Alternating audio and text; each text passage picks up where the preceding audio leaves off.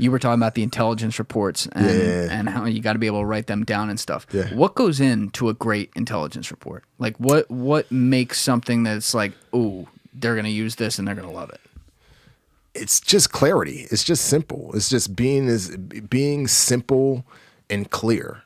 You know, it's not rocket science. It's not like it's a formula or anything. It's just like writing in a fashion that's linear, right? Not jumping around, like having like a set structure where a person, okay, here I am in the story or the meeting that this person was in was beginning, middle, end, just like a screenplay, right?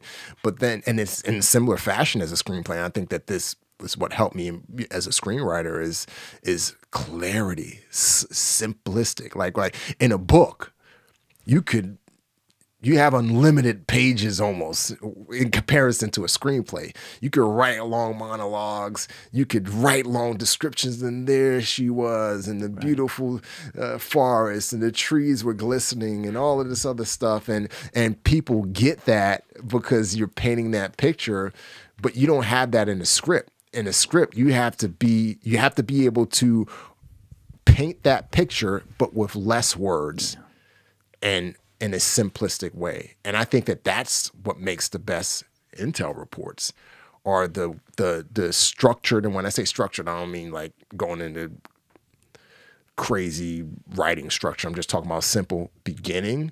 This is the beginning part of the meeting. This is how he or she was when we met.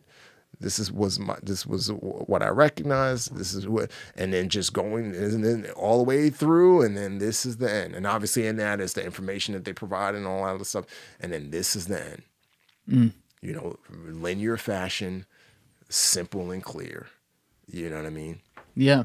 And what did they teach you about psychological profiling of people? I mean, a huge part of any intelligence, I think we can all kind of surmise this, is that you got to know people better than pretty much everyone else. Like what kinds of things did they teach you about people's like pain points or hit points to be able to take advantage of? Body language, being able to read body language, prying into a person's motivation by asking a lot of questions, you know. And when the biggest thing is when somebody says something, it's easy to throw away. It's easy to get an answer, and feel as the person that's receiving the information that that's enough, when there's still something there that you could really pull out, right? So it's just essentially being a good reporter, you know, being a good reporter. And so, but body language is a big part of it.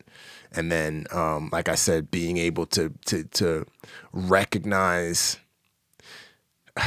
We did, man, the class I did on this, you got to remember, this is years ago, so I can't remember in detail everything.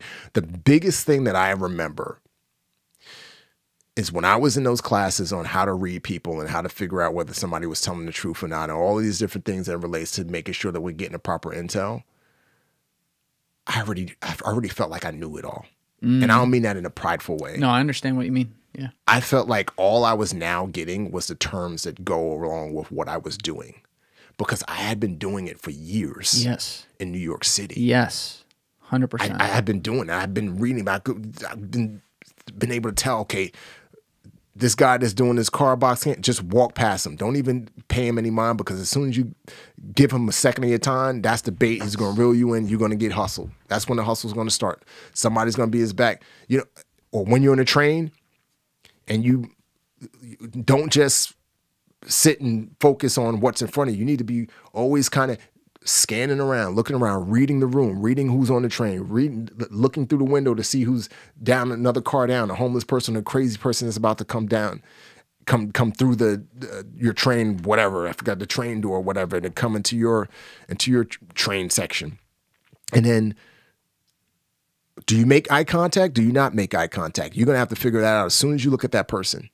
Right? You're going to have to make eye contact. You're going to have to look at that person before that person recognizes you, look, and make a decision. Read that person really quick, make a decision. Is the decision I'm going to get off this train? Or is the decision I'm going to stay put? Is the decision I'm going to stand up because I'm in a position where I won't be able to defend myself fast? Yeah. Right? These are all things. I lived that. I mean, from the time I was, I don't want to say 5 because I was young, but from the time I was like 7, 8 years old, all the way to the time I was 20 years old. I lived all of that. So now when I got into the classroom, all I was doing was putting the titles behind what it was I had been doing. It's almost like you could play the instruments like a genius in the orchestra. You just couldn't read the music. You didn't have to. You just knew it. Yeah, I just knew it. Yeah. I just knew it. And that's why it's like hard for me to be like, oh, this is what they taught, and this is what they taught, and this is just like, no, it's just stuff that I did. And I can't remember, you know, I mean, again, this is over what, 15, 16 years ago too. So, but still, it's like with things like this, all the things they could teach you, it's not like you could just do calculations on the spot simultaneously of all this stuff. You kind of have to be trained to have a second sense to amalgamate it all, put it together, and know like, ooh, go time, not go time. And then, and then another thing too was when I got to some of these countries, it was like, I felt like I can identify with these guys. What do you mean? Because, as I mentioned offline, less than 1% of Navy SEALs are African American, right? Like, I don't know my exact number, but I was like around the 50th, somewhere around the 50th African American SEAL in the history of the team since 1962, right? Class I graduated started with 270, 29 graduated. I was the only black guy in my class. And that's the way it is like almost every class. And then once you get into your specialty, whether it's a sniper, whether it's a breacher, because there's not that many African Americans, then once you get into the specialization program, it's the number of African Americans is even far less than, it's a percentage of a percentage, right? Yeah. And so when I would get overseas, I remember the first time there's these guys, you know, one of the guys, I think, I can't remember if he went, I know he went to Ivy League school. I can't remember if it was Harvard or Yale, whatever. He was a human guy as well. And you're doing a turnover op and he's talking to them and I'm watching because I'm observing, you know, I'm not in the room. I'm like watching on the feed. I'm just like I see something there. Like I felt like I can identify. There were things that I felt like I was able to see that other guys weren't able to see. Not every guy, but other guys weren't able to see. Not because they weren't good at what they did. They were great at what they did, but because they didn't have the background that I had.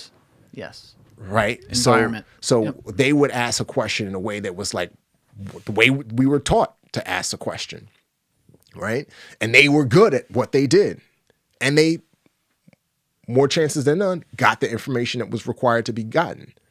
But then when I went into the room with the same source, different day or situation, whatever the case may be, there was this connection.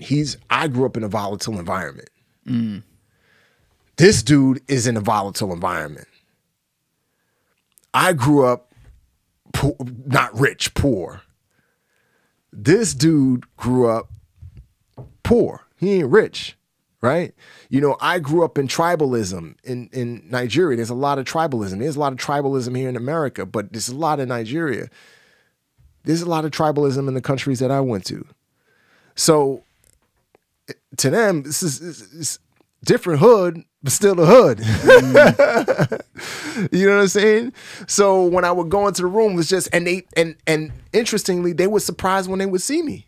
Because they never, like when I would come in for the first time for turnover, they'd be like, I got pictures, you know, I'll show you offline, but I got pictures with dudes, because it's like black guy, because they watch all of the, you know, American movies with subtitles, of course, but they watch Eddie Murphy, so they know who Eddie Murphy, Chris Tucker, and all of these guys are, and they're laughing. I remember going into a meeting, my first meeting with one source, he's like, hey, Eddie Murphy, right? Because I was smiling and stuff like that, but you know what? I use that to my advantage. By, you know, playing that up. Oh, you like Eddie Murphy? Oh, I could do Eddie Murphy. What's up? I could do Martin Lawrence and that would break ice. Yeah. You know, whereas a guy who's from Harvard, Frogman, went to the school, he ain't gonna go in there and be like, yo, what up, what up, what up? But I could do that, and I know how far to go with that and when to dial it back and when to get down in business, because I feel like I have that connection because we're makes sense from this, you know, same, both from the hood, but different type of hood. And when I say hood, I just mean like from a very similar backgrounds, you know, in spirit, not in actuality. Thank you for watching the video, guys. Please hit that subscribe button and check out this clip's full podcast episode by clicking here or in the description below.